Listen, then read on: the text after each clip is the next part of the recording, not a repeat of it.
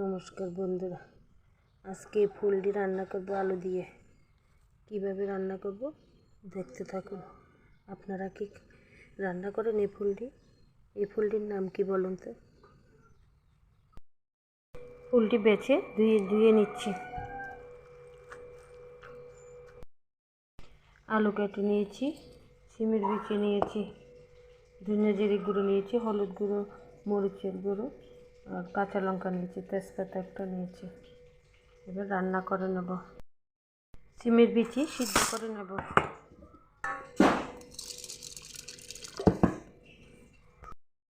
কড়াই গরম হয়ে গেছে, তেল দিয়ে দেব। তেল দিয়ে গরম হলে আলু ভেজে নেব। সিমের বিচি সিদ্ধ হয়ে গেছে, নামিয়ে নেব। তেল গরম হয়ে গেছে, পাঁচফোড়ন দিয়ে দেব। পাঁচফোড়ন ভাজা হয়ে গেছে, আলু দিয়ে দেব। আলু লাল লাল করে ভেজে নিয়েছি, এবার মশলা দিয়ে দেব।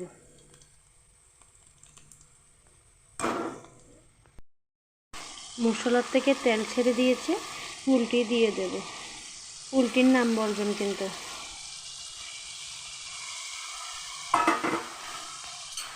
সবটি দিয়ে কষিয়ে নেব।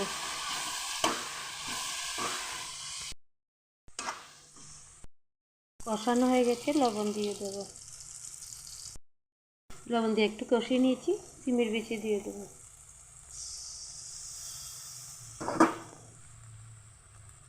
জল দিয়ে দেব।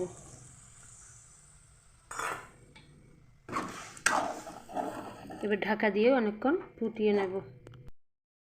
ঢাকা তুলে দেখে নেব সিদ্ধ হয়ে গেছে। সিদ্ধ হয়ে গেছে। কাঁচা লঙ্কা, গরম মশলা হয়ে গেছে, নামিয়ে নেব। হয়ে গেছে, নামিয়ে নিলাম। এবার খেয়ে দেখবো কেমন হয়েছে।